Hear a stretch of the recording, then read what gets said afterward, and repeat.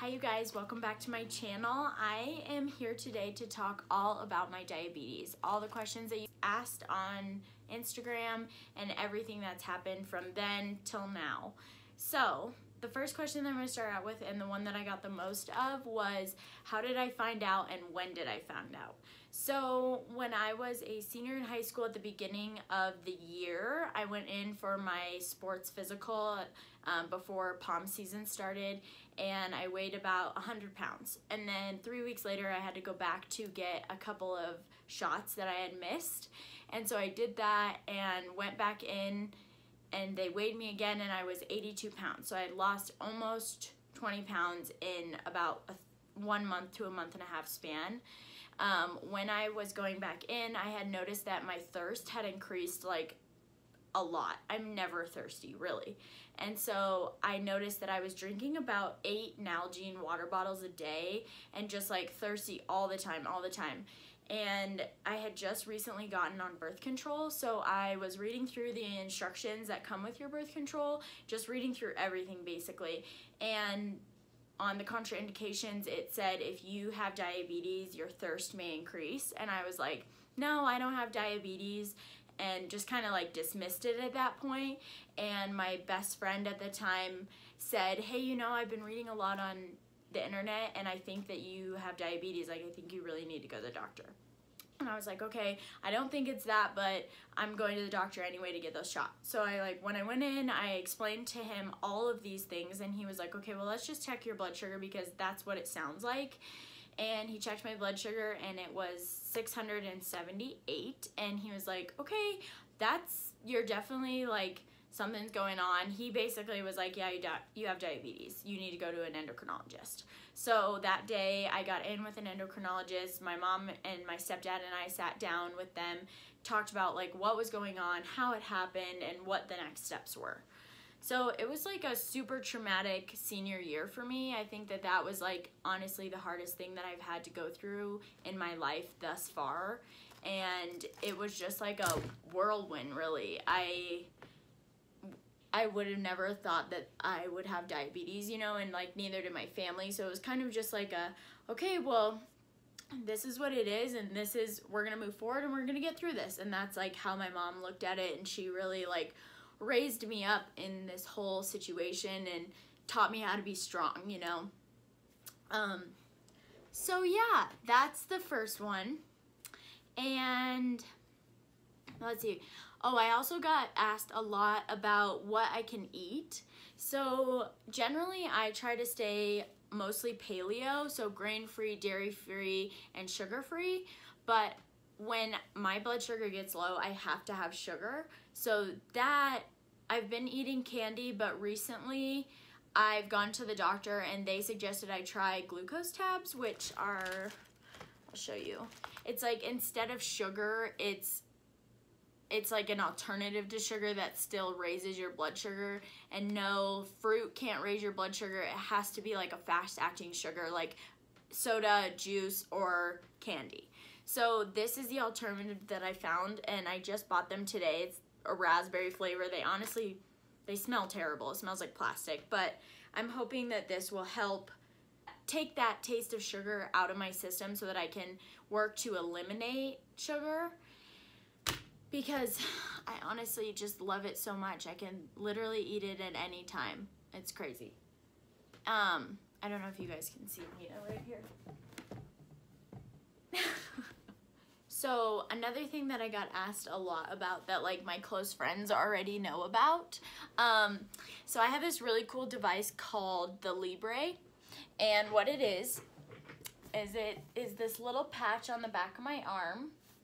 Hopefully it'll focus. There we go. So it's this little circle on the back of my arm, and it has a needle inside that monitors my blood sugar. So the sensor that comes with it looks like this, and it's just like a little, and all you do is you scan over it, and then it tells you what my blood sugar is.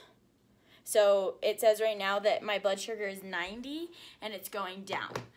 And so that system really helps me keep my blood sugar in check to, A, not have to poke my fingers all the time. That is the worst thing about having diabetes. I remember at the beginning when I would have to poke my finger every hour just to make sure that it was like low enough and not too low, you know, stuff like that. And my fingers would be so bruised and so hurt like at the end of the day. It was terrible. So this has really, really, really saved my life in terms of being able to monitor my blood sugar as closely as I can, just to make sure that my health is staying where it needs to be. So that is a huge thing. And I also have another one. It's called the Dexcom, and it's the same system, but it's a little bit bigger, and it actually reads to my iPhone and to my Apple Watch, so it alarms when my blood sugar gets too low or if it gets too high, and it's really great. But the one thing that I have trouble with is the adhesive. The amount of adhesive that's on it irritates my skin. You can kind of see this big old circle. It like burned me and like ripped off my skin. So I try to alternate so that I use both of them because I do pay for both of them, but my skin just like can't really handle it. So I do prefer the Libre. That's a great thing. Also, when my blood sugar gets too low, I can for sure feel it. That was another question, like how can you tell when your blood sugar is low, or how can you tell when it's high? So when my blood sugar gets low, I feel it. Like my heart starts to get really poundy, and like I start to feel like I'm sweating. And I've gotten really good at being able to tell like when it's about to happen. So that's awesome, because I used to get seizures in the middle of the night when my blood sugar got too low because I didn't wake up for it. So that was like super scary, and when that happened, I had to have this shot administered to me. It's called a glucagon, and it's an emergency kit for low blood sugar. So basically everybody around me in high school had to know how to use this, and my mom like 100% made sure that everybody was like aware and knew where it was and knew how to use it, so that if something happened that I was set.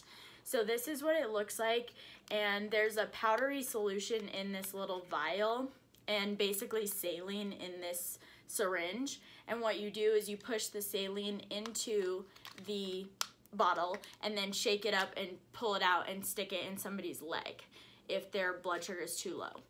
So that's happened a couple times. That's pretty scary. And when my blood sugar is too high, I honestly can't feel it.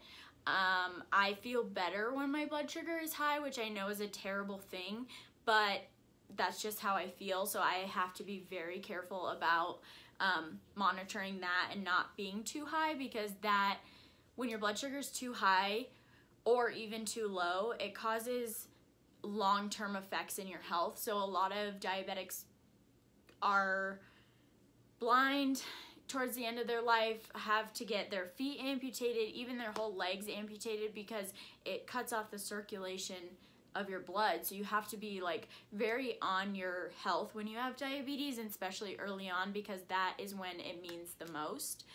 You could have diabetes for, maybe you got it when you were 3 and you've like not taking care of it until you were 20. That amount of time that you have hurt your body is so terrible for you, and that's what causes the long-term effects. Oh, another question was, what is the range that your blood sugar is supposed to be in? So my range for a diabetic is supposed to be between 90 and 110.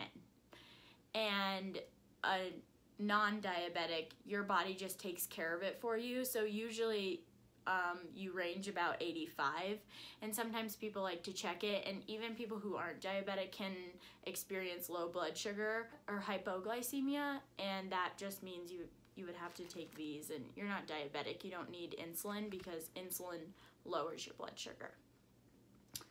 So yeah, and another thing is I wear a pump that is connected to me all the time. It gives me insulin throughout the day, and when I eat, what I have to go through is, so when I eat, I have to know the amount of carbs that I'm putting in my body. So say that I'm eating 20 grams, and say that I just checked my blood sugar and it was 100. So then it tells me, okay, your body needs 217 based on your ratios, that's what's going to make my blood sugar come down to where it needs to be after having 20 grams. And then this, I would just hit next, and then it would put it all the way into my body and absorb it. Another question that I got was what I can eat. So technically I can eat anything. You just have to account for what you're eating. So say that I was eating a bag of Skittles. So a bag of Skittles is about 15 carbs. So I would have to punch into my pump how many carbs I was eating, and it would account for it and make sure that my blood sugar was low enough for me to have that much sugar. So I can really eat anything. You just have to be careful with how many carbs you're eating. Generally, I try to stay under 80 carbs in a day. I just think that that is good for my body, and that way I'm not overloading my body with insulin, because it is still a foreign substance. Insulin is to your body. It's not the same as the insulin that you make, so it's still not great to give yourself a ton of insulin. So I try to stay on the lower side of that, which is 80 carbs for me. And another question that I got was, my friend Sarah asked, did I have a friend in high school who loved to take my blood sugar and knew how to give me this shot? And yes, I did. I had lots of people ask when I was in high school if they could check my blood sugar, or if I could check their blood sugar, and everybody was super interested always. But yeah. A question that I forgot that I've been asked so many times that Mikey reminded me was, is it contagious? No. The type of diabetes that I have is type 1, and so I was born with it, and it's genetic. And for my family, I don't know where it came from, which is why it was such a surprise. And no, it's not contagious, and no, I will never get rid of it. I will live with it for the rest of my life. Fortunately enough, for people who get type 2 diabetes, that can be cured through diet, exercise, and improving your lifestyle. And they don't have to be on insulin forever, so that's good. But for me, I live with it forever, and no, it's not contagious.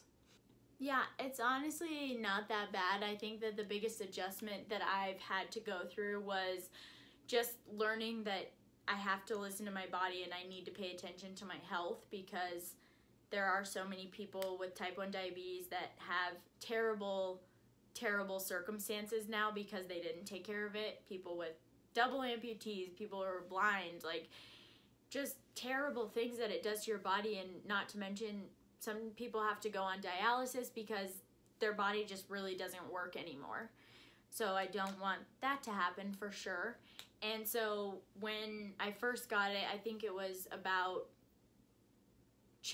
not changing what I was eating, but just learning how to think about, what am I going to eat 15 minutes or 30 minutes from now, and I need to think about how many carbs it's going to be. So now I've gotten really good about just looking at something, and generally I can tell how many carbs are in it. And for myself, I eat about 40 carbs in a meal. That's just how much I eat. That's just how much I'm hungry for, unless I have like a soda.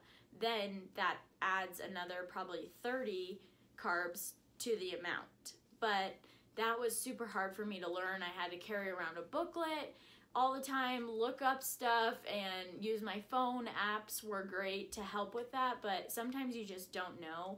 And it's hard when you think you're gonna eat a whole meal and you shoot for a whole meal, which is like 50 carbs, and you only eat half of it, and then your blood sugar drops because you took too much insulin. So super hard.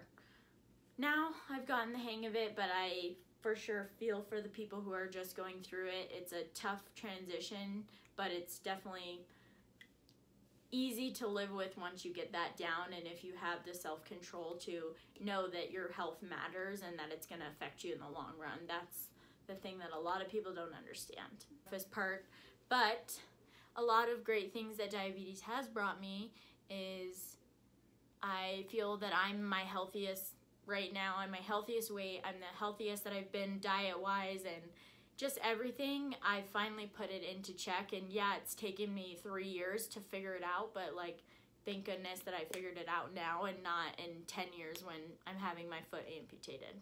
thanks for watching, everybody. Make sure to like and subscribe and check out next week's video. Not sure what it's gonna be yet, but it'll be awesome.